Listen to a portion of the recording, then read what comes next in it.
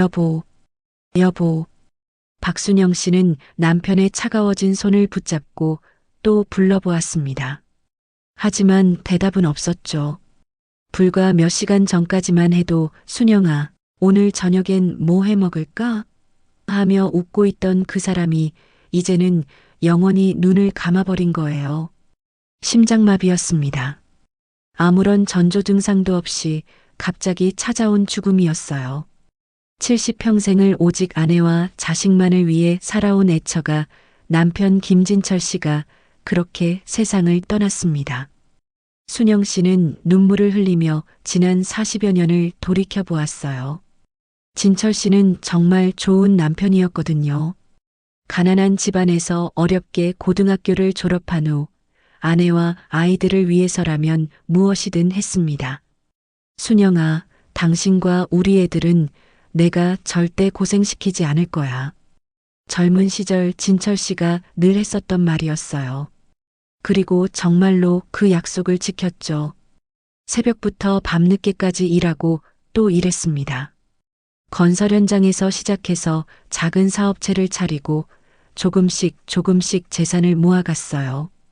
순영 씨는 그런 남편 덕분에 정말 행복했습니다. 사회생활은 한 번도 해본 적이 없었지만 남편이 벌어다 주는 돈으로 아이들을 풍족하게 키울 수 있었거든요. 무엇보다 남편의 사랑을 많이 받고 행복하게 살았어요. 여보, 나는 정말 복받은 여자인 것 같아요. 당신 같은 남편을 만나서. 순영아, 당신같이 좋은 아내가 있어서 내가 이렇게 열심히 살 수 있는 거야. 그런 대화들이 어제 일처럼 생생했는데 이제는 더 이상 들을 수 없게 된 거죠. 하지만 최근 몇 년 사이 진철 씨에게는 하나의 걱정이 있었습니다.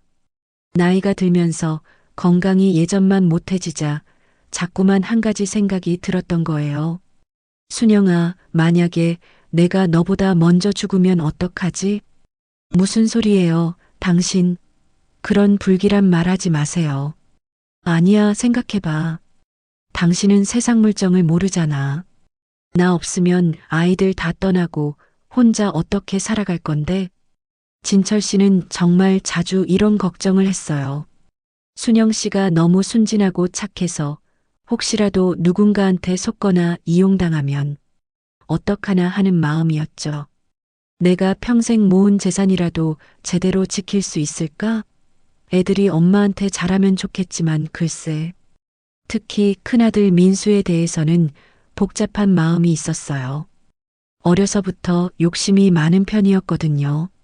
뭔가 갖고 싶은 게 있으면 떼를 쓰기도 하고 돈에 대한 관심이 유독 많았어요. 아빠, 우리 집은 얼마나 부자예요? 어린 민수가 자주 하던 질문이었죠. 그럴 때마다 진철 씨는 씁쓸한 마음이 들었어요. 돈도 중요하지만 그것보다 더 소중한 게 있다는 걸 가르치려고 했는데 쉽지 않았거든요. 성인이 된 후에도 민수는 몇 번 사업에 실패했어요. 그럴 때마다 변명과 회피가 습관이 되어버렸죠. 아버지, 이번엔 정말 좋은 기회예요. 조금만 투자해 주시면. 하지만 진철 씨는 쉽게 돈을 주지 않았어요. 고생해서 번 돈의 가치를 알았기 때문이죠.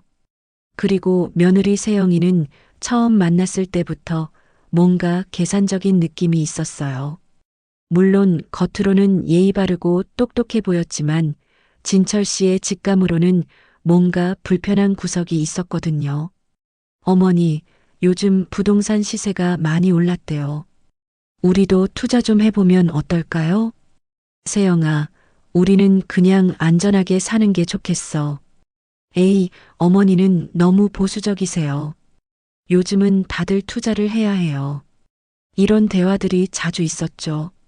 세영 씨는 법무 관련 일을 조금 해봤다고 해서 여러 가지를 아는 척했어요. 하지만 진철 씨가 보기에는 그냥 흉내 수준이었거든요. 반면에 딸 지연이는 정말 믿음직했어요. 해외에서 항공사에 다니고 있었는데 성격도 곱고 엄마를 무척 사랑했거든요. 아빠, 엄마 건강하셔야 돼요. 제가 돌아가서 효도할게요. 지연아, 너는 내 인생을 살아야지. 엄마 걱정은 아빠가 할게. 하지만 진철 씨는 정말로 걱정이 많았어요. 혹시라도 자신이 먼저 세상을 떠나면 순영 씨가 혼자서 어떻게 살아갈지. 그래서 몰래 몰래 여러 가지를 준비해 두었어요. 혹시 모를 상황에 대비해서 말이죠. 하지만 그 준비에 대해서 순영 씨에게 자세히 설명할 기회를 갖지 못했어요. 다음에 시간 날 때 순영이한테 천천히 설명해 줘야겠어. 그런 생각을 하고 있던 바로 그날 갑작스러운 심장마비가 찾아온 거였어요. 장례식장은 조문객들로 붐볐습니다. 진철 씨가 평생 성실하게 살아왔기 때문에 많은 사람들이 찾아와 주었어요. 하지만 순영 씨는 제대로 정신을 차릴 수가 없었죠. 어머니, 많이 힘드시죠? 아버지도 고생 많이 하셨으니 이제 편히 쉬실 거예요. 민수와 세영 부부가 위로의 말을 건넸어요. 겉으로는 정말 효자, 효부처럼 보였죠. 엄마, 괜찮으세요? 제가 빨리 갈게요. 지연이는 해외에서 급히 돌아와 엄마를 챙겼어요. 하지만 항공사 업무 때문에 장례식이 끝나자마자 다시 돌아가야 했거든요. 지연아, 네가 없으면 엄마는 어떻게 해? 엄마 자주 연락드릴게요. 그리고 오빠랑 올케 언니가 잘 챙겨드릴 거예요. 꼭 건강 잘 지키셔야 해요. 지연이가 떠나고 나자 순영 씨는 혼자가 되었어요. 평생을 함께 살았던 남편이 없는 집은 너무나도 조용하고 쓸쓸했죠. 여보, 여보. 혼자 남은 집에서 순영 씨는 자꾸만 남편을 불러보곤 했어요. 습관적으로 남편 목 밥까지 차려놓고는 아무도 없는 상을 바라보며 눈물을 흘렸죠. 당신 없으니까 정말 하루하루가 어떻게 지나가는지 모르겠어요. 남편의 옷가지들도 그대로 두었어요.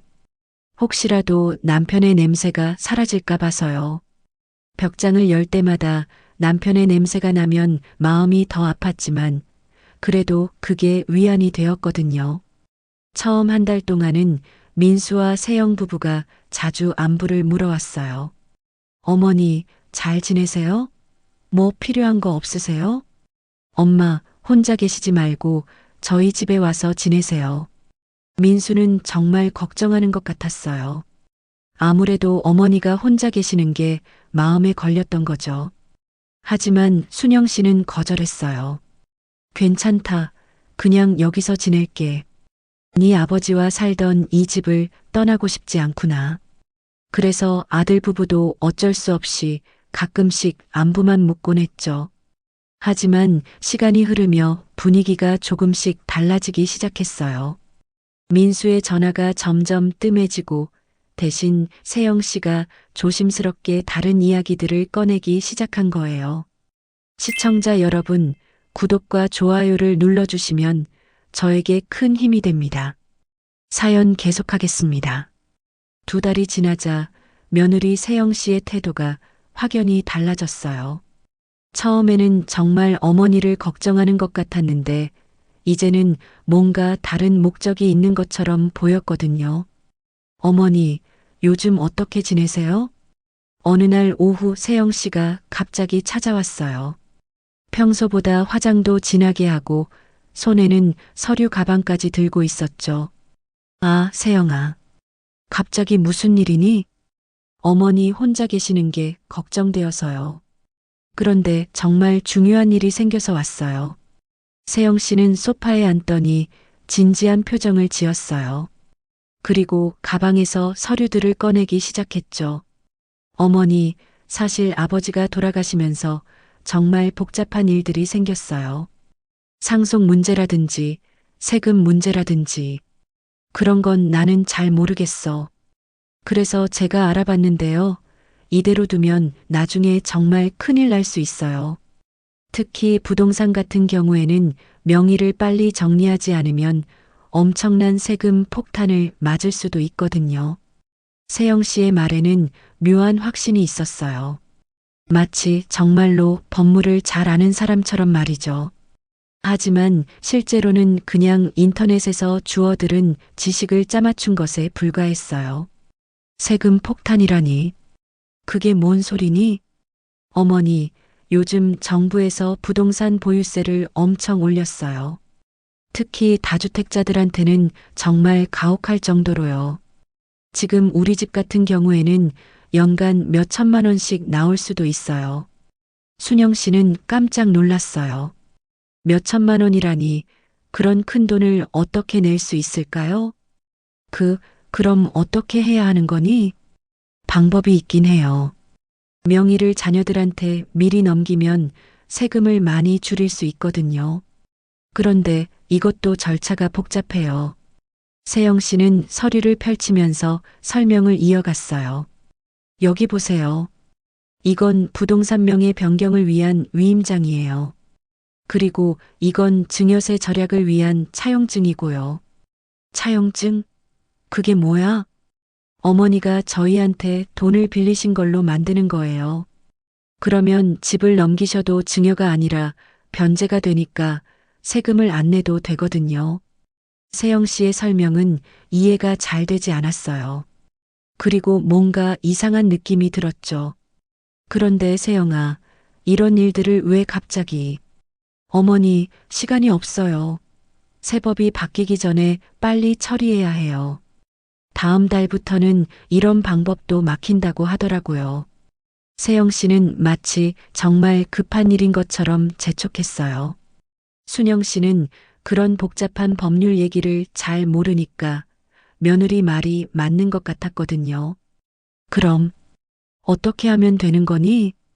간단해요. 여기에 어머니 도장만 찍어주시면 돼요.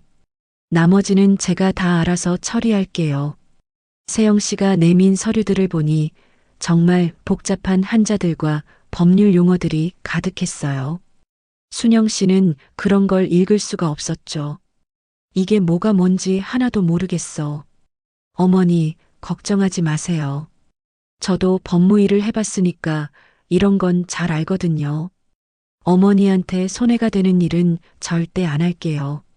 하지만 순영 씨는 여전히 망설였어요. 남편이 생전에 늘 하던 말이 생각났거든요. 여보, 중요한 서류에는 함부로 도장 찍으면 안 돼. 특히 나 없을 때는 더욱 조심해야 해. 세영아, 좀 더 생각해 볼게. 어머니, 정말 시간이 없어요. 이번 주 안에 처리하지 않으면 정말 큰일 나요. 민수 씨도 걱정이 많아서 어젯밤에 잠도 못 잤어요. 그때 마침 민수가 들어왔어요. 얼굴이 상당히 어두워 보였죠. 어머니, 안녕하세요. 민수야, 왜 얼굴이 그래? 어디 아프니? 아니에요, 그냥. 요즘 일이 좀 복잡해서요. 민수는 정말로 고민이 많아 보였어요. 사업도 잘 안 되고 있었고, 세영이 자꾸 이상한 이야기를 하니까 마음이 불편했거든요. 여보, 어머니한테 설명 좀 드려봐. 이대로 두면 정말 큰일 난다니까. 세영이 민수를 재촉하자 민수는 어쩔 수 없이 말을 이어갔어요. 어머니, 세영이가 똑똑하고 야무지니까 세영이 말대로 하세요. 세영이가 알아보니 요즘 부동산 세금이 정말 많이 올랐대요. 이대로 두면 정말 감당하기 어렵다네요. 민수의 말에는 확신이 없었어요. 하지만 세영의 눈치를 보느라 어머니를 설득할 수밖에 없었죠. 그럼 정말 이 서류에 도장만 찍으면 되는 거니? 네, 어머니. 저희가 다 알아서 할게요. 어머니는 그냥 편히 계시기만 하면 돼요. 순영 씨는 한참을 망설였어요. 하지만 아들과 며느리가 모두 그렇게 말하니까 그게 맞는 것 같았거든요. 알겠어. 그럼 도장을 찍을게. 순영 씨가 도장을 꺼내자 세영 씨의 눈이 반짝였어요. 드디어 원하던 것을 얻게 된 거죠. 여기, 그리고 여기에도 찍어주세요. 서류 곳곳에 도장을 찍는데 세영 씨는 급하게 재촉했어요. 마치 순영 씨가 마음을 바꿀까봐 걱정하는 것 같았죠. 다 됐니? 네, 완벽해요. 어머니, 정말 잘하셨어요. 이제 세금 걱정은 안 하셔도 돼요. 세영 씨는 서류들을 재빨리 챙겨서 가방에 넣었어요. 그리고 민수에게 눈짓을 했죠. 그럼 저희는 이제 가볼게요. 어머니, 건강 조심하세요. 응, 그래. 수고했어. 아들 부부가 떠나고 나자 순영 씨는 혼자 남았어요. 그런데 뭔가 찜찜한 기분이 들었죠. 내가 방금 뭘 한 걸까? 남편이 있었다면 뭐라고 했을까? 하지만 이미 늦었어요. 세영 씨는 그 서류들을 가지고 무서운 일을 계획하고 있었거든요. 며칠 후 세영 씨는 그 서류들을 들고 부동산 중개소를 찾아갔어요. 이 집을 팔고 싶은데요. 아, 여기 좋은 동네네요. 시세가 많이 올랐어요. 금방 나갈 것 같은데요. 얼마나 빨리 팔 수 있을까요? 급하시면 시세보다 조금 낮춰서 내놓으면 일주일 안에도 가능해요. 그렇게 해주세요. 최대한 빨리요. 세영 씨는 시세보다 훨씬 낮은 가격에 집을 내놓았어요. 돈을 빨리 손에 넣는 게 중요했거든요. 그리고 일주일 후 정말로 집이 팔렸어요. 순영 씨는 아무것도 모른 채 갑자기 집을 비우라는 통보를 받았죠. 뭐라고? 집이 팔렸다고? 어머니, 죄송해요. 절차가 생각보다 빨리 진행됐어요. 어머니는 시골집으로 가서 계시면 돼요. 시골집? 거기는 아무것도 없는데. 괜찮아요. 저희가 나중에 더 좋은 집을 구해드릴게요. 지금은 잠시만 참아주세요. 순영 씨는 황당했어요. 분명히 세금 문제를 해결하는 거라고 했는데 왜 갑자기 집을 팔게 된 건지 이해할 수가 없었거든요. 세영아, 이게 무슨 일이니? 내가 언제 집을 팔겠다고 했니? 어머니, 위임장에 집 매매에 관한 권한도 포함되어 있었어요. 어머니가 도장 찍으실 때 설명드렸는데, 하지만 순영 씨는 그런 설명을 들은 기억이 없었어요. 세영 씨가 법률 용어로 얼버무린 것 뿐이었거든요. 나는 그런 얘기 못 들었어. 어머니, 지금 이러셔봤자 소용없어요. 이미 계약도 끝났고 잔금 받는 것도 끝났거든요. 세영 씨는 이제 본색을 드러내기 시작했어요. 예전처럼 공손하게 말하지도 않았죠. 그럼 그 돈은 어디 갔어? 어머니가 저희한테 돈을 빌리신 거로 되어 있어요. 차용증도 있잖아요. 차용증? 내가 언제 돈을 빌렸다고 그래? 어머니, 기억 안 나세요? 저희가 설명할 때 분명히 말씀드렸는데. 순영 씨는 머리가 어지러워졌어요. 뭔가 크게 잘못된 것 같은데 무엇이 잘못된 건지 알 수가 없었거든요. 민수는 옆에서 말없이 서 있었어요. 양심의 가책을 느꼈지만 이미 돌이킬 수 없는 상황이 되어버렸죠. 어머니, 죄송해요. 저희도 어쩔 수 없었어요. 민수야, 너도 이 일에 동의한 거니? 민수는 대답을 못했어요. 세영의 계획에 휘말려서 어머니를 속이게 된 게 너무 괴로웠거든요. 결국 순영 씨는 평생 살던 집에서 쫓겨나게 되었어요.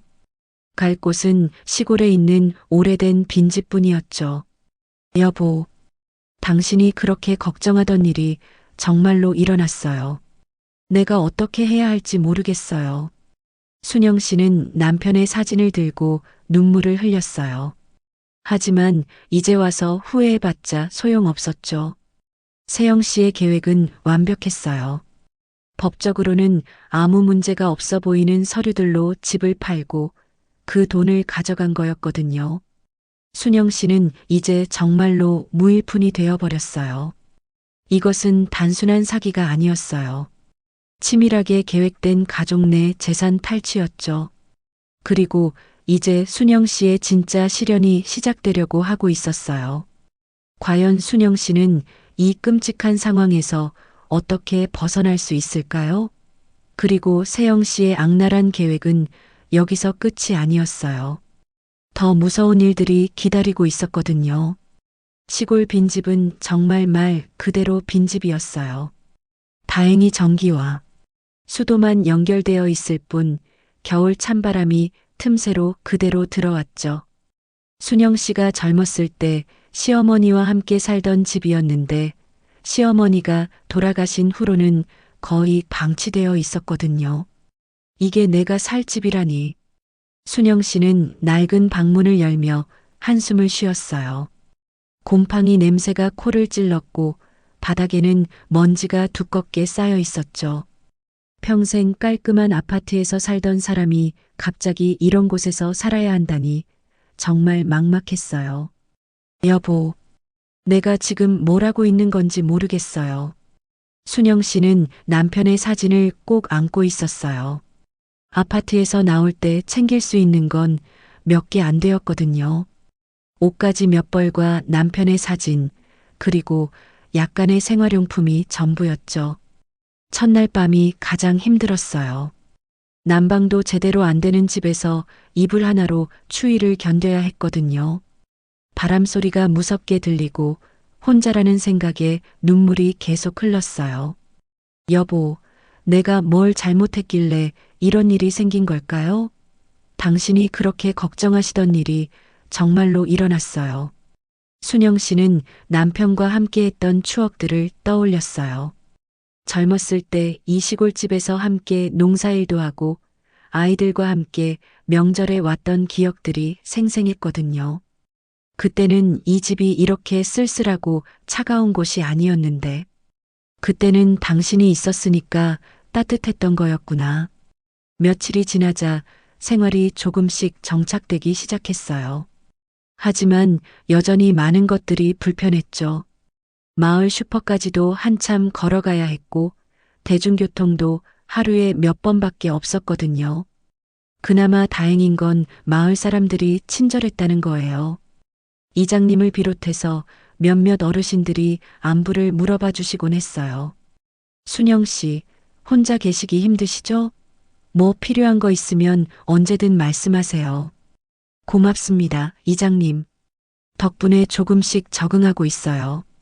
하지만 마음속 깊은 외로움은 어쩔 수 없었어요. 특히 저녁 시간이 되면 더욱 그랬죠.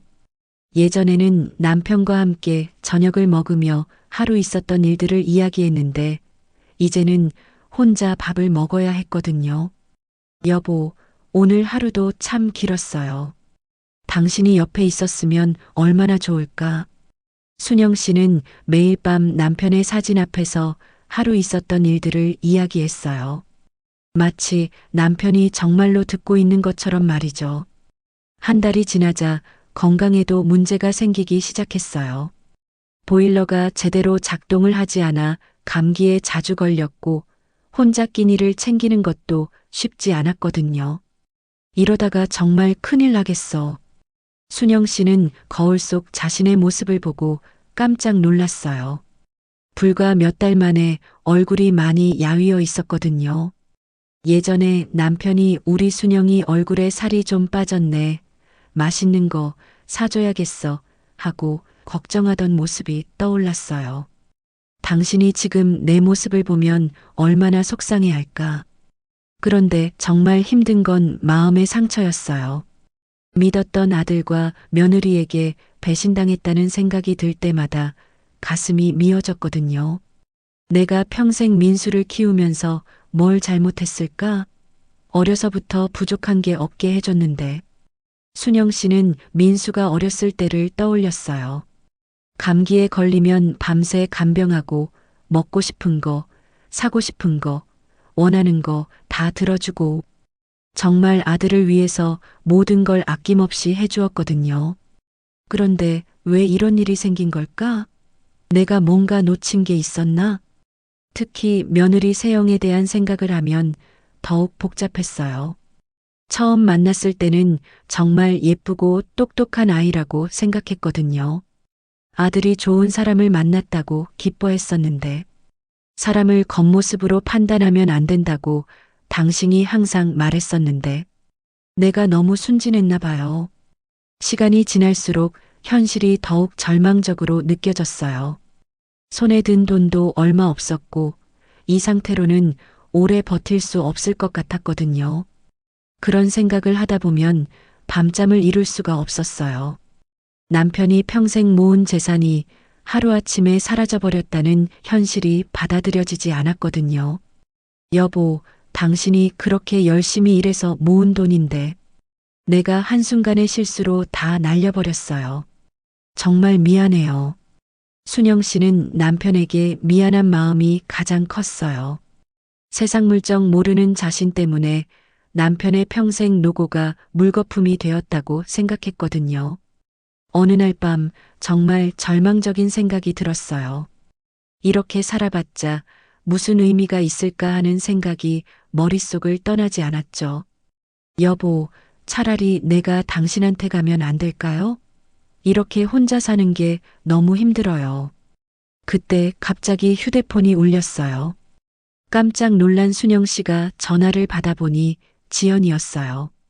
엄마, 잘 지내세요? 오랜만에 전화드려 죄송해요.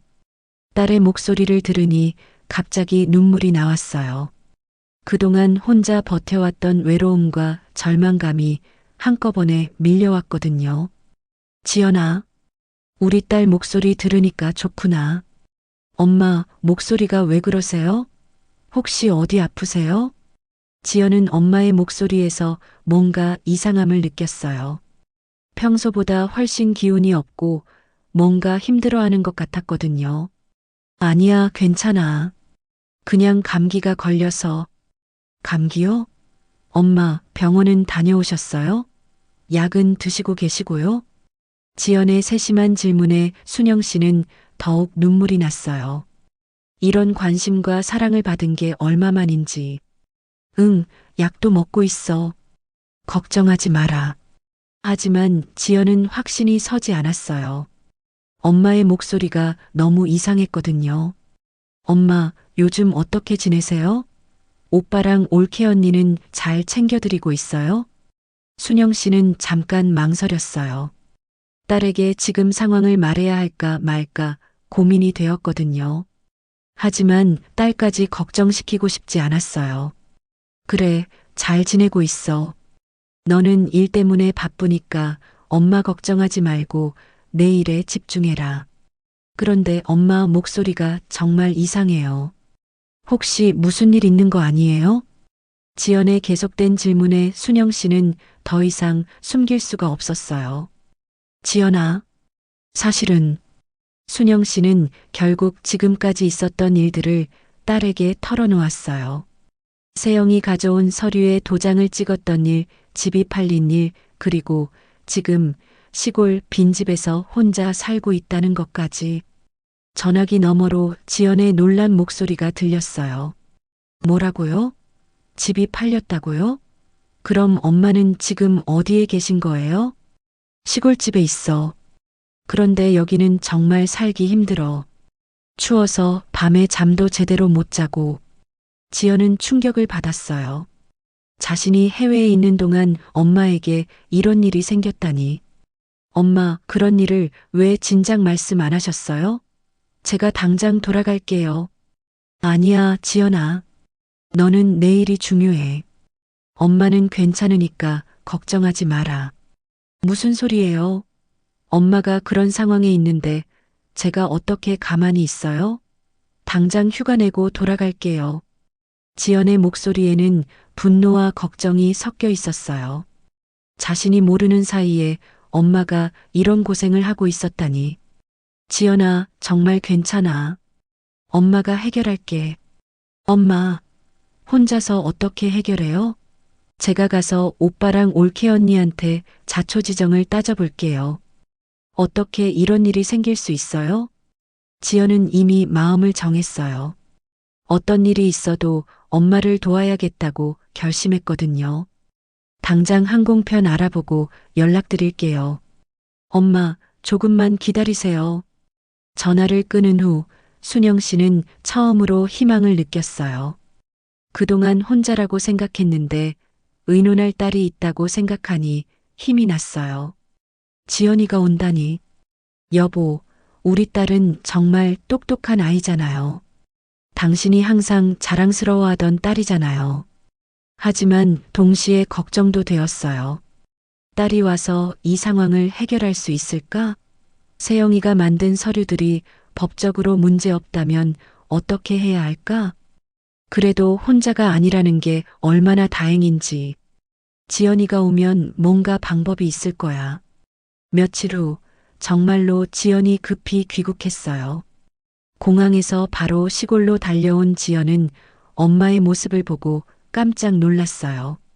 엄마, 엄마 얼굴이 행색이 이게 뭐예요? 몇 달 만에 본 엄마는 많이 야위어 있었고 옷차림도 예전과는 달랐거든요. 무엇보다 눈빛에서 생기가 사라진 게 가장 마음 아팠어요. 지연아, 정말 왔구나. 엄마가 얼마나 보고 싶었는지. 순영 씨는 딸을 꼭 안으며 눈물을 흘렸어요. 그동안 혼자 견뎌왔던 모든 게 한순간에 무너져 내리는 것 같았거든요. 엄마, 이제 괜찮아요. 제가 다 해결할게요. 지연의 목소리에는 확신이 있었어요. 그리고 이 모든 일의 진실을 파헤쳐야겠다는 결심이 서 있었죠. 과연 지연은 어떤 방법으로 이 문제를 해결할 수 있을까요? 그리고 세영이 만든 서류들에는 정말 문제가 없는 걸까요? 지연이 시골집에 도착한 건 늦은 저녁이었어요. 택시에서 내리자마자 느껴진 건 을씨년스러운 적막감이었죠. 어렸을 때 명절에 왔던 그 따뜻했던 기억과는 너무나 달랐어요. 엄마, 여기서 정말 혼자 계셨어요? 지연은 집안을 둘러보며 충격을 받았어요. 곰팡이 냄새가 코를 찔렀고 여기저기 손봐야 할 곳들이 한두 군데가 아니었거든요. 무엇보다 난방이 제대로 되지 않아서 집안이 너무 추웠어요. 응, 그래도 익숙해졌어. 처음엔 힘들었는데. 순영 씨는 딸 앞에서 괜찮은 척 하려고 했지만 지연의 눈에는 엄마가 얼마나 고생했는지가 훤히 보였어요. 가슴속에서 오빠와 올케에 대한 분노가 치밀어 올랐어요. 엄마, 이런 곳에서 어떻게 겨울을 나셨어요? 병나지 않으셨어요? 좀 그랬었지. 하지만 약 먹고 나았어. 지연은 엄마의 말에서 그동안의 고생이 느껴졌어요. 해외에서 편안하게 지내고 있을 때 엄마는 이런 곳에서 혼자 추위와 싸우고 있었다니. 엄마, 정말 죄송해요. 제가 진작 알았으면. 지연아, 내 잘못이 아니야.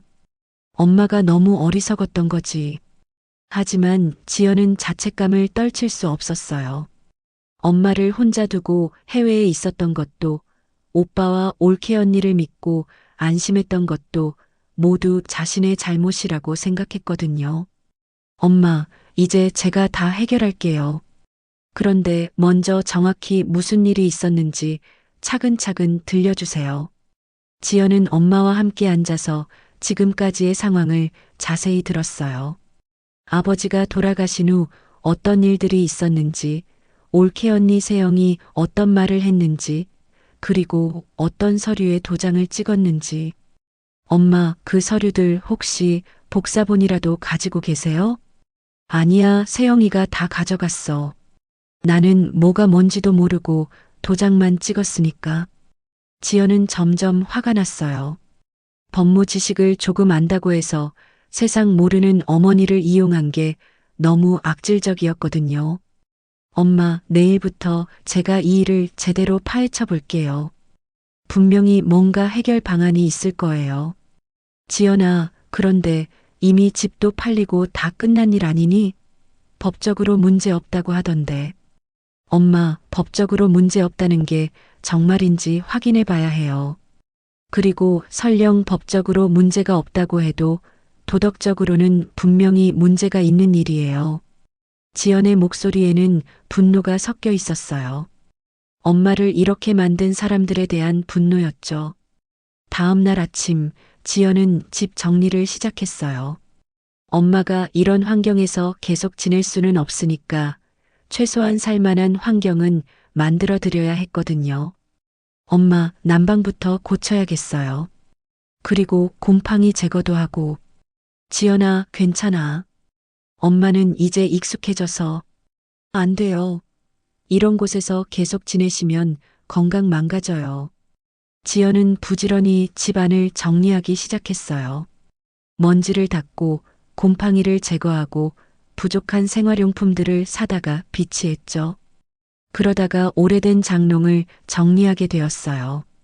아버지가 쓰시던 서랍장이었는데 오랫동안 손대지 않았던 곳이었거든요. 엄마, 이 서랍은 언제부터 안 열어보셨어요? 아버지가 돌아가신 후로는 한 번도. 너무 슬퍼서 열어볼 엄두가 안 났거든. 지연은 조심스럽게 서랍을 열어보았어요. 아버지의 오래된 물건들이 가득했죠. 만년필, 도장, 오래된 다이어리들.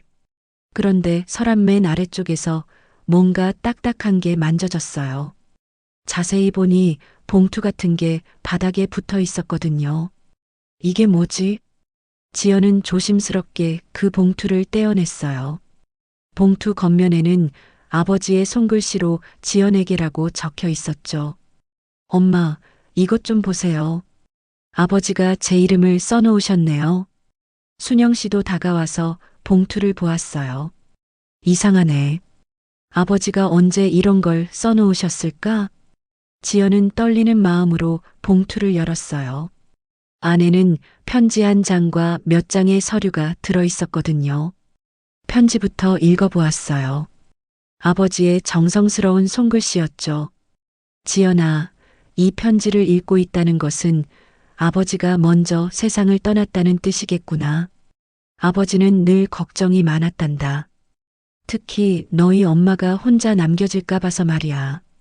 엄마는 너무 착하고 순수해서 누군가 나쁜 마음을 먹고 접근하면 쉽게 속을 수 있어. 그래서 아버지가 미리 준비해 둔 게 있단다. 이 서류들을 잘 보거라. 시골집 뒷산에 있는 땅 말이야. 겉보기에는 별거 아닌 것 같지만 아버지가 조사해 보니까 앞으로 큰 변화가 있을 거라고 하더구나. 그 땅은 이미 내 이름으로 조건부 증여를 해놨어. 엄마가 어려움에 처하면 내가 지켜줄 수 있도록 말이야. 하지만 평상시에는 엄마가 모르게 해둬라. 괜한 걱정 끼치고 싶지 않거든. 그리고 지연아, 내가 이 편지를 읽게 된다면 분명히 뭔가 문제가 생긴 것일 테니까 혼자 해결하려고 하지 말고 믿을 만한 사람의 도움을 받아라. 특히 법적인 문제라면 더욱 그래야 해. 아버지는 늘 너를 믿었어. 똑똑하고 의지가 강한 우리 딸이니까 분명히 엄마를 잘 지켜줄 거라고 생각한단다. 사랑한다, 지연아. 마이너스 아버지가.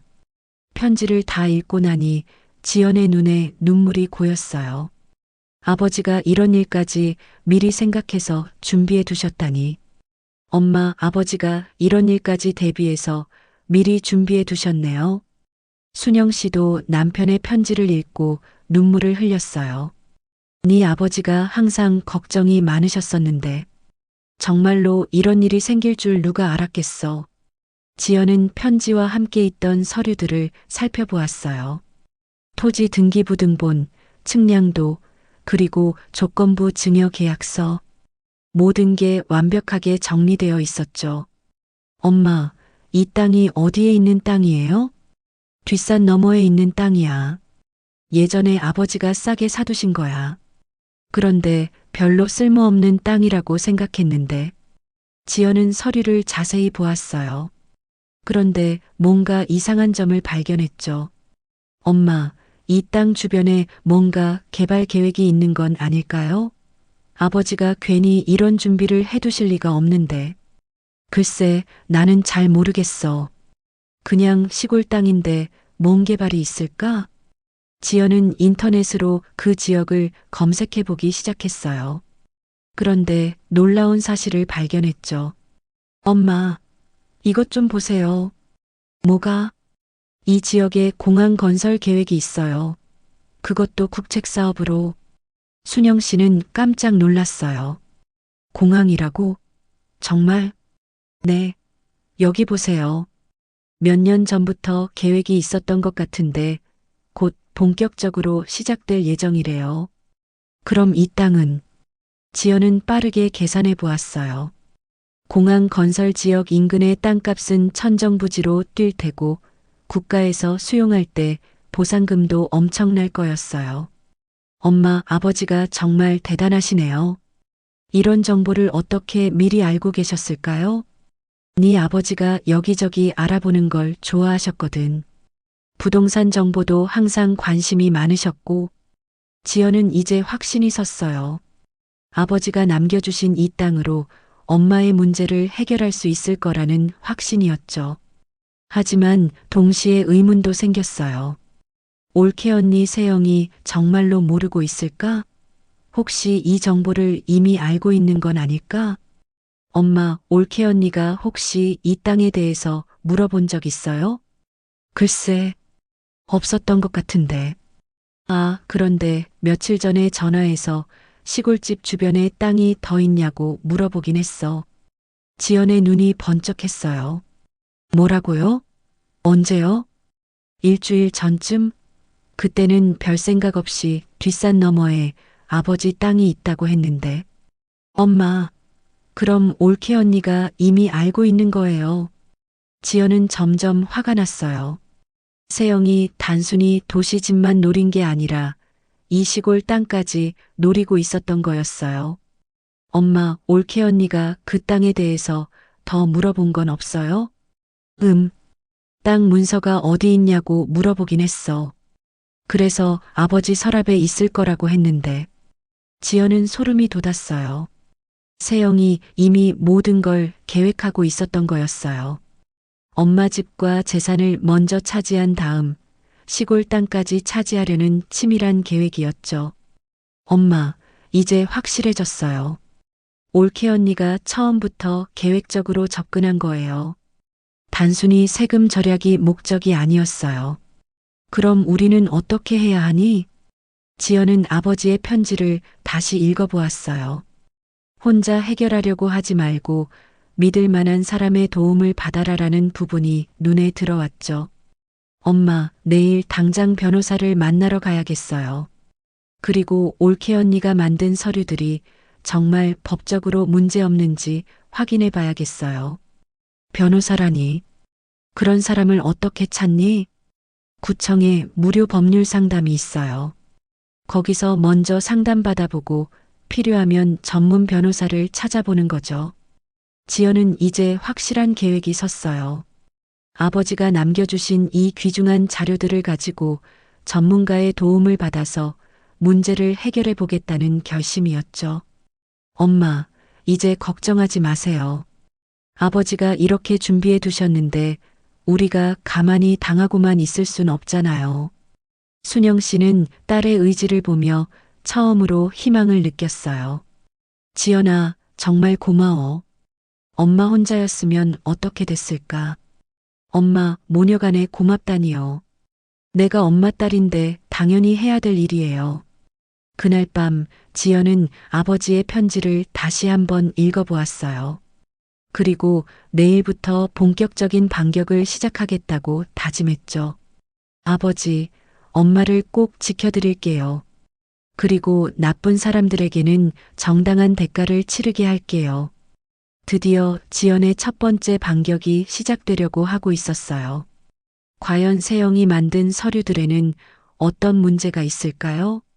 그리고 지연은 어떤 방법으로 엄마의 재산을 되찾을 수 있을까요? 박지훈 변호사와의 상담 후 지연은 본격적인 조사에 나섰어요. 가장 먼저 해야 할 일은 차용증을 자세히 분석하는 것이었죠. 엄마, 그 차용증을 다시 한번 자세히 보고 싶어요. 올케 언니한테 복사본이라도 달라고 해봐야겠어요. 세영이가 줄까? 걔가 순순히 줄 것 같지 않은데. 일단 시도해봐야죠. 법적인 문제니까 거부할 이유가 없잖아요. 지연은 세영에게 전화를 걸었어요. 올케 언니, 저예요. 지연이요. 어머, 아가씨, 무슨 일이에요? 한국에 들어왔어요? 네, 들어보니 엄마 상황이 너무 기막혀 당장 들어오지 않을 수 없었어요. 도대체 이게 무슨 상황이에요? 우선 엄마가 말씀하시는 차용증이 뭔지 복사본 먼저 보내줘요. 제가 확인해 봐야겠어요. 세영은 잠깐 망설였어요. 하지만 거부할 명분도 없었죠. 그래요. 핸드폰으로 찍어서 보내줄게요. 세영이 차용증을 보내왔어요. 지연은 그 서류를 받아보며 꼼꼼히 살펴보았어요. 엄마, 이 도장 좀 보세요. 순영 씨가 차용증을 보더니 고개를 갸웃했어요. 이게 내 인감 도장 맞나? 뭔가 조금 다른 것 같은데. 어떻게 다른데요? 글씨체가 미묘하게 다른 것 같아.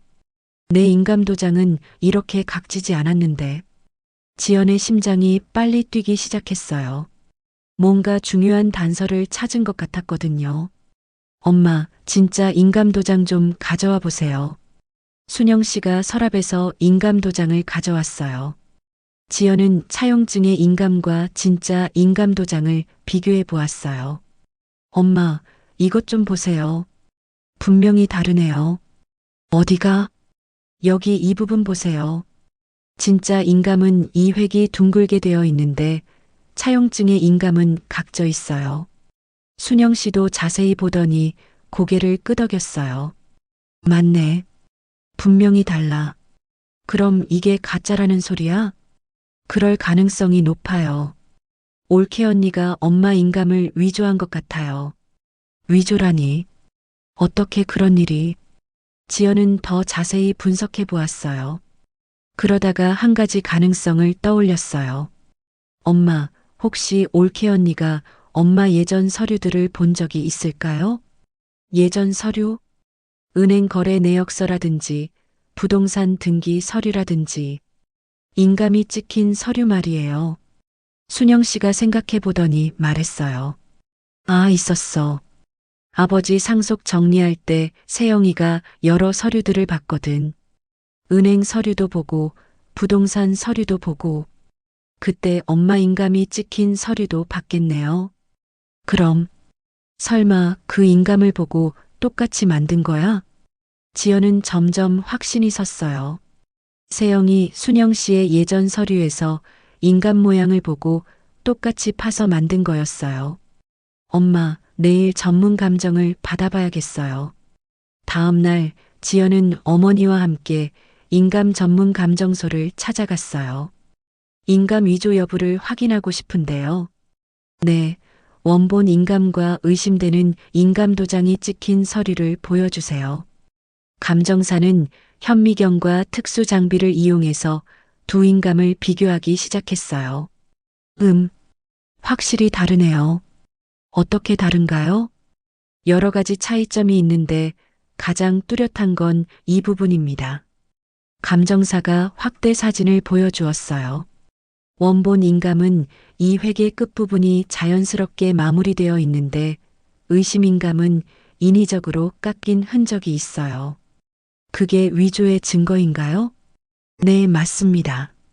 그리고 여기 보세요. 전체적인 압력 분포도 다릅니다. 원본은 균등한 압력으로 찍혔는데 의심인감은 압력이 불균등해요. 감정사는 더 자세한 설명을 이어갔어요. 이런 특징들은 기존 인감을 보고 새로 조각했을 때 나타나는 전형적인 패턴입니다. 아무리 정교하게 만들어도 원본과 완전히 똑같이 만들 수는 없거든요. 그럼 확실히 위조된 인감이군요. 네, 100% 확신합니다. 이건 명백한 인감 위조입니다. 지연은 정식 감정서를 발급받았어요. 이제 결정적인 증거를 손에 넣은 거였죠. 엄마, 이제 해결됐어요. 순영 씨는 안도의 한숨을 쉬었어요. 정말 다행이야. 그런데 세영이가 어떻게 이런 짓을... 지연은 바로 박지훈 변호사에게 전화를 걸었어요. 변호사님, 인감 위조 확인됐어요. 정말요? 감정서도 받으셨고요? 네. 전문 감정소에서 발급한 공식 감정서까지 있어요. 훌륭하네요. 이제 상대방을 상대로 강력하게 나갈 수 있겠어요. 어떻게 진행하면 될까요? 일단 상대방에게 마지막 기회를 주는 게 좋겠어요. 자진해서 해결하라고 통보하고 거부하면 형사 고발과 민사 소송을 동시에 진행하는 거죠. 지연은 용기를 내서 민수에게 전화를 걸었어요. 오빠 나야. 지금 당장 만날 수 있어? 갑자기 왜? 무슨 일인데? 차용증 관련해서 결정적인 증거가 나왔어. 올케 언니랑 같이 와. 민수의 목소리에 불안감이 묻어났어요. 지연아, 너 뭔가 알아낸 거야? 직접 와서 확인해봐. 30분 안에 와. 1시간 후 민수와 세영이 긴장한 표정으로 도착했어요. 세영의 얼굴은 이미 창백해져 있었죠. 무슨 일인지 말해봐. 지연은 감정서를 테이블 위에 놓으며 차분하게 말을 시작했어요. 올케 언니, 인감 전문 감정을 받아봤어요. 세영의 얼굴이 순간 굳었어요. 인감 감정을? 네, 차용증에 찍힌 인감이 진짜인지 가짜인지 확인해 보려고요. 세영이 떨리는 목소리로 말했어요. 그래서? 지연이 감정서를 펼쳐 보였어요. 100% 위조된 인감이라고 나왔어요. 민수가 감정서를 보더니 놀란 표정을 지었어요. 위조라고? 이게 무슨 소리야? 오빠 올케 언니가 엄마 예전 서류에서 인감 모양을 보고 똑같이 파서 만든 거예요. 세영이 변명을 시작했어요. 아니야. 나는 그런 짓 안 했어. 올케 언니, 여기 전문 감정서에 다 나와 있어요. 회계 모양, 압력 분포, 조각 흔적까지 모든 게 위조의 증거라고 되어 있어요. 민수가 세영을 째려보며 소리쳤어요. 세영아, 너 정말 인감을 위조한 거야? 여보, 나는. 대답해. 정말 한 거야? 세영은 더 이상 변명할 수 없었어요. 증거까지 나온 상황에서는 어떤 거짓말도 통하지 않았거든요. 여보, 미안해. 나도 어쩔 수 없었어. 어머니가 찍어주신 일반 도장으로는 안 된다고 해서. 어쩔 수 없었다고? 이게 어쩔 수 없는 일이야? 민수는 충격을 받았어요. 자신의 아내가 시어머니의 인감을 위조해서 어머니의 집뿐만 아니라 모든 재산을 가로챈 거였어요. 어머니, 정말 죄송합니다. 민수가 순영 씨 앞에 무릎을 꿇었어요. 저는 정말 몰랐어요. 세영이가 이런 짓까지 할 줄은. 지연이 냉정하게 말했어요. 오빠 몰랐다고 해서 책임이 없어지는 건 아니에요. 지연아, 오빠 잘못했어. 어떻게든 해결할게. 세영이 울면서 매달렸어요. 아가씨, 제발. 한 번만 용서해줘요. 내가 정말 잘못했어요. 언니, 인감위조는 중범죄예요. 5년 이하 징역형이라고요. 제발. 부탁이에요. 감옥에 갈 순 없어요. 지연은 단호하게 대답했어요. 그런 걸 미리 생각했어야죠. 남의 인감을 위조할 때 말이에요. 민수가 절박하게 말했어요. 지연아, 오빠가 모든 걸 다 해결할게. 집도 다시 돌려드리고 이 사람이 가로챈 재산도 다 돌려놓을게. 오빠, 이건 단순한 민사 문제가 아니에요. 형사범죄라고요. 지연은 감정서를 다시 보여주며 말했어요. 이 증거로 형사 고발하면 올케 언니는 실형을 받을 가능성이 높아요. 세영이 바닥에 주저앉으며 울기 시작했어요. 아가씨, 제발 살려줘요. 내가 미쳤었나 봐요. 하지만 지연은 흔들리지 않았어요. 어머니가 당한 고통을 생각하면 절대 쉽게 넘어갈 수 없었거든요. 언니, 그리고 혹시 시골 땅에 대해서도 뭔가 계획이 있었던 거 아니에요? 세영의 얼굴이 또다시 하얗게 됐어요. 아직 들키지 않은 또 다른 계획이 있었거든요. 시골 땅은 뭐? 솔직히 말해봐요. 그 땅에 대해서 뭔가 알고 있는 거 맞죠? 결국 세영의 모든 계획이 무너지기 시작했어요. 하지만 가장 큰 반전은 아직 남아 있었어요. 과연 시골 땅에는 어떤 비밀이 숨겨져 있을까요? 세영이 인가미조 사실을 자백한 후 지연은 한 가지 더 파헤쳐야 할 일이 있었어요. 바로 세영이 시골 땅에 대해서 어떻게 알고 있었는지였죠. 올케 언니 시골 땅 얘기로 돌아가서 정말 우연히 관심을 가진 거예요? 세영이 고개를 숙이고 있자 지연은 계속해서 추궁했어요. 엄마한테 그 땅에 대해서 물어본 게 딱 한 번이 아니었죠? 여러 번 넌지시 물어봤을 거예요. 순영 씨가 기억을 더듬어 보았어요. 맞아. 생각해보니 세영이가 몇 번 물어봤어. 시골에 땅이 더 있냐고, 아버지가 부동산을 더 가지고 계셨냐고. 그때가 언제였어요? 아버지 장례 직후부터였던 것 같은데. 처음에는 상속세 때문에 물어보는 줄 알았어. 지연은 점점 의심이 커졌어요. 세영이 처음부터 그 땅도 노리고 있었던 것 같았거든요. 올케 언니, 혹시 그 땅에 대한 정보를 미리 알고 있었던 거 아니에요? 세영이 여전히 대답하지 않자 민수가 답답해하며 말했어요. 세영아, 이제 다 끝났으니까 솔직히 말해. 너 뭔가 알고 있었던 거지? 한참을 망설이던 세영이 결국 입을 열었어요. 그게 뭐가? 우리 회사에 건설회사 다니는 사람이 있어. 그 사람이 말해줬어. 지연의 눈이 번쩍했어요. 뭘 말해줬는데요? 이 지역에 공항 건설 계획이 있다고. 그것도 곧 발표날 거라고. 순영 씨가 깜짝 놀랐어요. 그럼 너는 처음부터 알고 있었던 거야?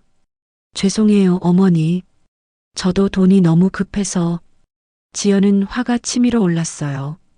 세영이 공항 정보를 미리 알고 치밀하게 계획한 거였어요. 언니, 그럼 처음부터 계획적이었던 거네요? 집이랑 돈만 가져가는 게 아니라 시골 땅까지 모두 가져가려고? 아가씨, 저도 어쩔 수 없었어요. 사업이 망해가고 있었고, 어쩔 수 없었다고요? 그래서 어머니를 속인 거예요? 민수가 머리를 감싸 쥐었어요. 세영아, 너 정말 이렇게까지 철저히 엄마를 알거지로 만들 셈이었어? 지연은 더 자세히 알아보고 싶었어요. 언니, 그 건설회사 다니는 사람이 뭐라고 했는지 정확히 말해봐요. 그 사람이 공항 건설 예정지 리스트를 봤다고, 이 동네가 포함되어 있다고. 언제부터 알고 있었어요? 아버지 돌아가시기 한 달 전쯤. 지연은 소름이 돋았어요. 세영이 아버지가 살아계실 때부터 이미 계획하고 있었던 거였어요. 그럼 아버지가 돌아가시자마자 바로 행동에 옮긴 거군요. 세영이 고개를 끄덕였어요. 정말 악질이네요. 시아버지 장례도 제대로 치르기 전에 이미 모든 재산을 가로챌 계산을 하고 있었던 거잖아요. 순영 씨는 며느리의 진면목을 보고 경악했어요. 세영아, 내 며느리가 그런 사람이었니? 나는 정말 믿어지지가 않는구나. 세영과 오빠가 일단 돌아가고 나서 지연은 엄마와 계속 이야기를 나누었어요. 엄마, 그런데 아버지가 정말 대단하신 것 같아요. 이런 상황을 미리 예견하시고 모든 걸 준비해 두셨잖아요. 무슨 말이야? 아버지가 그 땅을 제 이름으로 조건부 증여해 두신 거요. 올케 언니가 아무리 계획을 세워도 손 뗄 수 없게 만들어 두신 거예요. 지연은 아버지의 편지를 다시 꺼내 읽어보았어요. 여기 보세요. 아버지가 앞으로 큰 변화가 있을 거라고 하더구나라고 쓰셨어요. 공항 계획을 미리 알고 계셨던 거예요. 순영 씨가 놀라며 말했어요. 정말? 아버지가 그런 걸 알고 계셨다고? 네, 그리고 더 중요한 건 엄마가 어려움에 처할 걸 예상하고 미리 대비책을 마련해 두신 거예요. 지연은 아버지의 성견지명에 감탄했어요. 그런데 갑자기 지연에게 중요한 생각이 떠올랐어요. 엄마, 혹시 그 땅에 대해서 더 자세히 알아봐야 할 것 같아요. 정확히 어떤 상황인지. 다음 날 지연은 직접 시청에 전화를 걸어 공항 건설 계획에 대해 문의했어요. 해당 지역 공항 건설 관련해서 문의드리고 싶은데요. 네, 어떤 문의 사항이신가요? 저희 가족 소유 토지가 해당 지역에 있는데 현재 진행 상황이 어떻게 되나요? 담당 공무원이 확인해 본 후 대답했어요.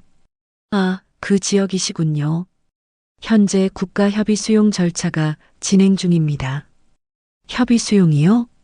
네, 토지 소유주들과 보상금 협의를 진행하고 있어요. 이미 몇 분은 협의가 완료되었고요. 지연의 심장이 빨리 뛰기 시작했어요.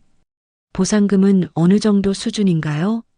정확한 금액은 개별 토지마다 다르지만 해당 지역은 공항 핵심 시설 부지라서 보상금이 상당히 높은 편입니다. 상당히 높다는 게 어느 정도? 일반적인 토지 보상보다 3-4배 정도 높다고 보시면 됩니다. 지연은 흥분을 감출 수 없었어요. 그럼 언제쯤 정식 보상이 이루어지나요? 빠르면 다음 달, 늦어도 2달 안에는 모든 절차가 완료될 예정입니다. 전화를 끊고 난 지연은 바로 어머니에게 달려갔어요. 엄마, 대박이에요. 뭐가? 시청에서 확인해 봤는데 우리 땅이 공항 핵심 시설 부지래요. 보상금이 일반 토지보다 3-4배 높다고 해요. 순영 씨가 깜짝 놀랐어요. 3-4배라고? 그럼 얼마나 되는 거야? 지연이 계산해 보니 정말 놀라운 금액이었어요. 세영이 훔쳐간 집과 재산에 비교할 수 없는 어마어마한 돈이었죠. 엄마, 이 보상금이면 정말 부자가 되시는 거예요. 정말? 네. 그리고 가장 중요한 건 이 땅은 제 이름으로 되어 있어서 올케 언니가 절대 손댈 수 없어요. 순영 씨는 남편의 깊은 사랑을 새삼 느꼈어요. 당신이 이런 것까지 다 준비해 두셨군요. 지연도 아버지의 편지를 다시 읽으며 감동했어요. 그런데 지연아, 아버지가 어떻게 이런 정보를 미리 알 수 있었을까? 지연은 아버지가 평소 어떤 분이었는지 생각해 보았어요. 아버지가 평생 부동산에 관심이 많으셨잖아요. 여기저기 알아보시고 정보 수집도 열심히 하시고 그러다가 공항 계획을 미리 아셨을 거예요.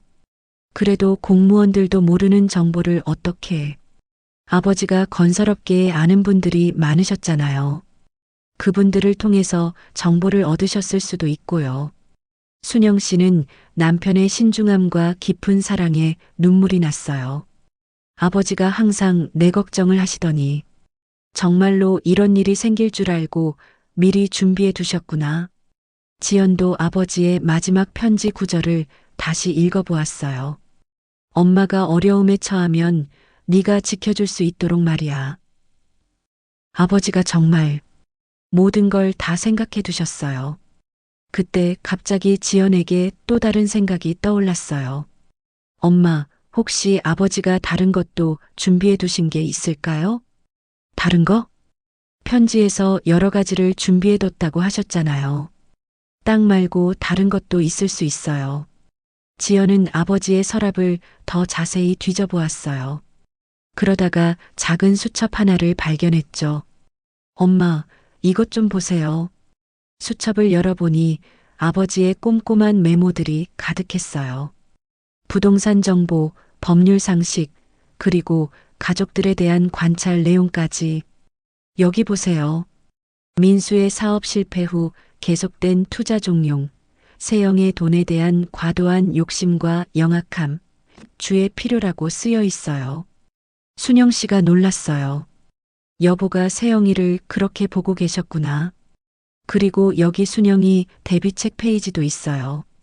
지연이 그 페이지를 펼쳐보니 아버지의 구체적인 계획들이 적혀 있었어요. 1. 시골 땅 지연명의 증여 완료. 2. 비상금 별도 계좌 개설. 3. 신뢰할 만한 변호사 연락처 준비. 엄마, 아버지가 정말 모든 걸 준비해 두셨네요. 순영 씨는 남편의 세심한 배려에 감동받았어요. 네 아버지가 나 때문에 얼마나 걱정이 많으셨을까. 지연도 아버지의 깊은 사랑을 느꼈어요. 아버지가 엄마를 얼마나 사랑하셨는지 알 수 있어요. 그리고 저에 대한 믿음도. 지연아, 정말 다행이야. 네가 있어서. 엄마, 이제 걱정하지 마세요. 아버지가 이렇게 완벽하게 준비해 두셨는데 우리가 못 이길 리 없어요. 지연은 아버지의 수첩을 보며 확신을 가졌어요. 세영의 치밀한 계획도 아버지의 더 치밀한 대비책 앞에서는 아무것도 아니었거든요. 아버지, 정말 감사해요. 엄마를 이렇게 완벽하게 지켜주셔서 이제 모든 진실이 드러났어요. 아버지의 성견지명, 세영의 치밀한 계획, 그리고 지연의 철저한 조사까지 모든 퍼즐 조각이 맞춰지기 시작했죠. 8장 새로운 시작과 여운. 인가미조 사실이 밝혀진 후 모든 일들이 급속도로 진행되었어요. 박지훈 변호사의 도움으로 지연은 민사소송과 형사고발을 동시에 진행했죠. 지연 씨, 증거가 너무 완벽해서 승소는 확실합니다. 문제는 상대방이 어떻게 나올지예요. 어떤 의미인가요? 자진해서 합의를 원할 수도 있고 끝까지 법정에서 다툴 수도 있어요. 하지만 결과는 뻔하죠. 실제로 며칠 후 민수에게서 전화가 왔어요. 지연아, 오빠야. 한 번만 만나자. 오빠, 이제 변호사를 통해서만 얘기해요. 제발. 오빠가 무릎 꿇고 사과할게. 한 번만. 지연은 마지막으로 한 번 더 만나기로 했어요. 하지만 이번에는 박지훈 변호사와 함께였죠. 카페에서 만난 민수는 완전히 달라져 있었어요. 며칠 사이에 많이 야위어 보였고 눈에는 깊은 후회가 담겨 있었죠. 지연아, 오빠가 정말 잘못했어. 어떻게 하면 용서받을 수 있을까? 박지훈 변호사가 차분하게 말했어요. 민수 씨, 일단 현실을 정확히 파악하셔야 해요. 부인분은 인가미조와 사기죄로 실형이 확실한 상황이에요. 민수의 얼굴이 하얗게 됐어요. 실형이라고요? 네, 계획적이고 악질적인 범죄거든요. 집행유예 받기도 어려울 것 같아요. 그럼 세영이는 정말 감옥에 가는 건가요? 지연이 냉정하게 대답했어요.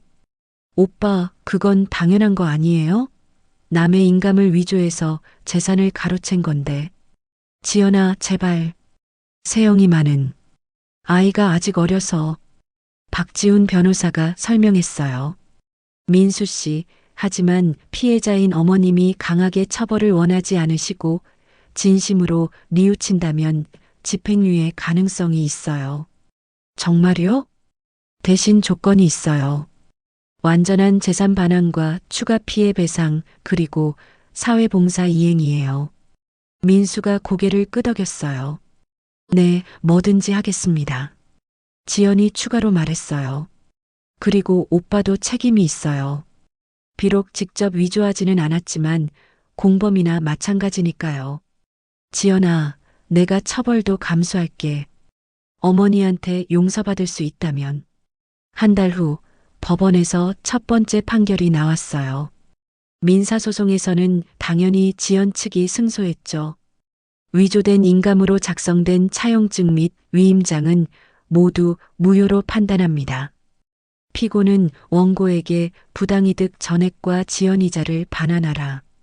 판사의 선고를 듣는 세영의 얼굴은 절망으로 가득했어요. 반면 순영 씨와 지연은 안도의 한숨을 쉬었죠. 엄마, 이제 집도 다시 찾을 수 있어요. 정말 다행이야. 아버지가 하늘에서 도와주신 것 같아. 2달 후에는 형사재판 판결도 나왔어요. 피고인 박세영은 인감위조 및 사기죄로 징역 2년에 집행유예 3년을 선고합니다. 다만 피해자의 탄원과 피고인의 반성을 고려하여 집행유예를 선고하며 사회봉사 300시간을 추가로 명령합니다. 세영은 실형은 피했지만 3년간 집행유예를 받았어요. 그리고 300시간의 사회봉사까지 해야 했죠. 민수는 순영 씨의 탄원서 덕분에 기소유예 처분을 받았어요. 하지만 도덕적 책임은 져야 했죠. 판결 후 법정 밖에서 민수가 어머니와 지연 앞에 무릎을 꿇었어요. 어머니, 정말 죄송합니다. 평생 반성하며 살겠습니다. 순영 씨는 아들을 보며 복잡한 마음이었어요. 화도 났지만 동시에 안쓰럽기도 했거든요. 민수야, 이제라도 정신 차리고 제대로 살아라. 네, 어머니. 세영이랑 이혼하고 새 출발하겠습니다. 지연이 놀랐어요. 이혼이라고? 응. 더 이상 같이 살 수 없어.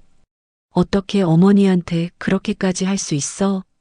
민수는 정말로 세영과 이혼 절차를 밟기 시작했어요.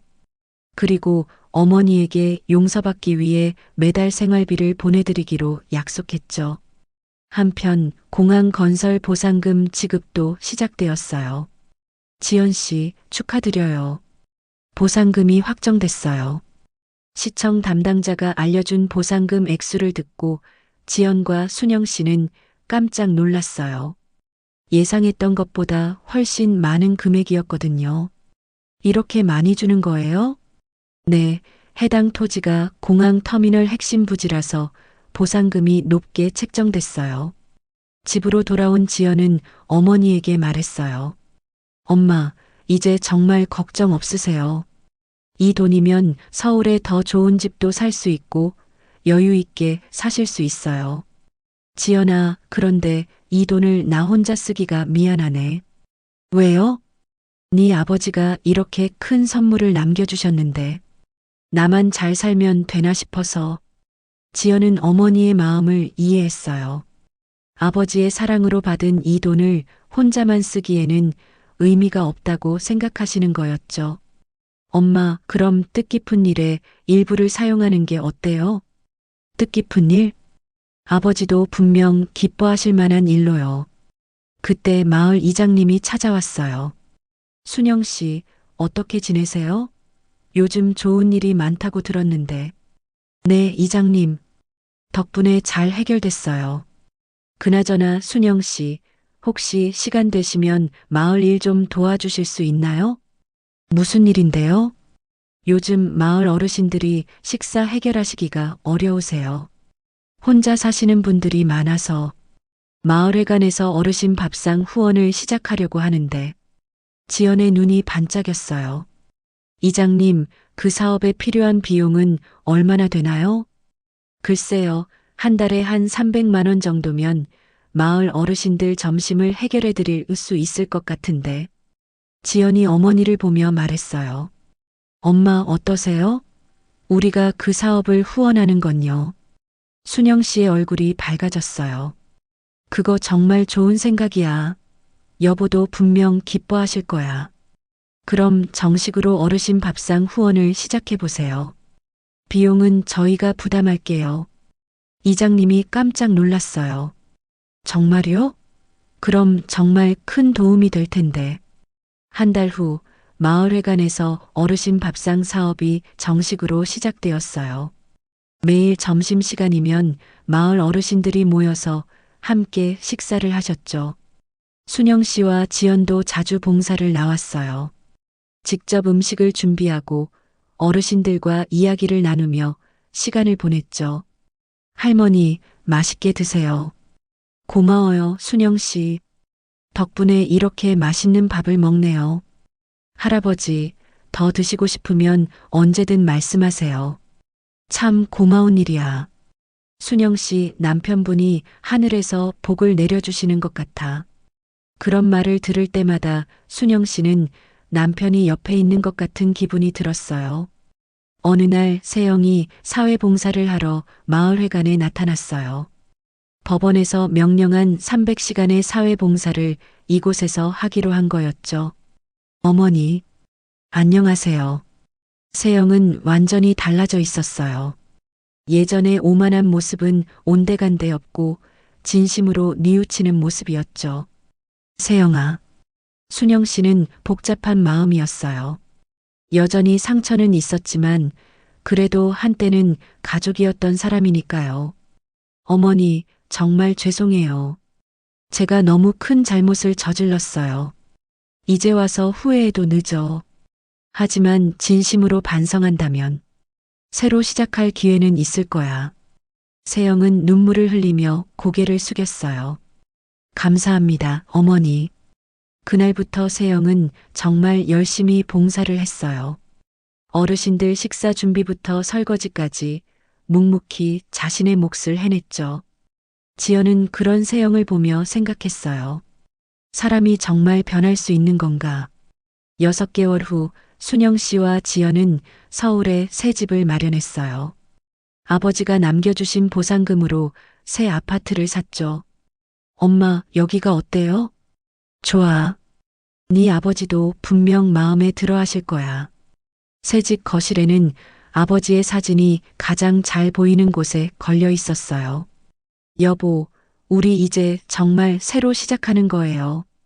당신이 남겨주신 사랑 덕분에. 지연도 아버지 사진 앞에서 인사를 드렸어요. 아버지, 정말 감사해요. 엄마를 지켜주셔서, 그리고 저를 믿어주셔서, 그리고 지연은 회사에 사직서를 냈어요. 이제는 엄마 곁에서 함께 살기로 결심한 거였죠. 엄마, 이제 저도 한국에서 새로 시작할게요. 지연아, 정말 괜찮겠니? 내일은 어떡하고? 엄마가 더 중요해요. 그리고 여기서도 할 수 있는 일이 많을 거예요. 마을 어르신 밥상 후원은 계속 이어졌어요. 순영 씨와 지연은 서울에 살면서도 주말마다 시골에 와서 봉사를 했죠. 어르신 여러분, 오늘도 맛있게 드세요. 지연이 왔구나. 우리 지연이 덕분에 이렇게 잘 먹고 있어. 할머니, 할아버지 맛있게 드시고 건강하게 오래오래 사세요. 민수도 가끔 봉사에 참여했어요. 어머니에게 용서받기 위해 꾸준히 노력하고 있었거든요. 어머니, 제가 할 수 있는 일이 더 없을까요? 민수야, 내가 정말 뉘우치고 있다는 걸 알겠어. 하지만 시간이 필요해. 네, 기다리겠습니다. 평생이라도. 어느 겨울 저녁, 순영 씨와 지연이 새 집에서 저녁을 먹고 있을 때였어요. 지연아, 엄마가 정말 행복해. 그러세요, 엄마. 네 아버지 덕에 이렇게 새로운 시작을 할 수 있게 됐잖아. 그리고 너 같은 딸이 있어서. 지연도 따뜻한 마음이 들었어요. 엄마, 저도 행복해요. 아버지의 사랑과 엄마의 강함을 보면서 정말 많이 배웠어요. 여보, 보고 계시죠? 우리 딸이 이렇게 훌륭하게 컸어요. 순영 씨는 속으로 되뇌입니다. 여보. 평생 가족을 위해 헌신하시고 돌아가셔서도 이렇게 가족을 지켜줘서 정말 고마워요. 이제 제가 당신 몫까지 잘할게요. 여기 걱정은 그만하시고 이제 정말 편히 쉬세요. 다시 만날 날까지 안녕히 계세요. 창밖으로는 하얀 눈이 내리고 있었어요. 마치 하늘에서 남편이 축복해 주시는 것 같았죠. 그리고 시골 마을회관에서는 오늘도 어르신들의 따뜻한 웃음소리가 들려오고 있었어요. 순영 씨와 지연이 시작한 어르신 밥상 후원이 마을에 온기를 불어넣고 있었거든요. 진정한 사랑은 이런 것이구나. 죽어서도 사랑하는 사람을 지켜주고 그 사랑이 또 다른 사람들에게 전해져서 세상을 따뜻하게 만드는 것. 애처가 남편 김진철의 성견지명은 단순히 재산을 지키는 것이 아니었어요. 진정한 사랑이 무엇인지, 그리고 그 사랑이 어떻게 세상을 바꿀 수 있는지를 보여주는 것이었죠. 그리고 그 사랑은 지금도 계속되고 있습니다. 여러분, 오늘 이야기는 어떠셨나요? 진짜 사랑이 무엇인지, 그리고 가족의 소중함에 대해서 다시 한번 생각해 보게 되는 이야기였죠. 혹시 이야기가 마음에 드셨다면 구독과 좋아요, 그리고 댓글로 어디에서 보고 계신지 남겨주세요. 다음에도 더 좋은 이야기로 찾아뵙겠습니다.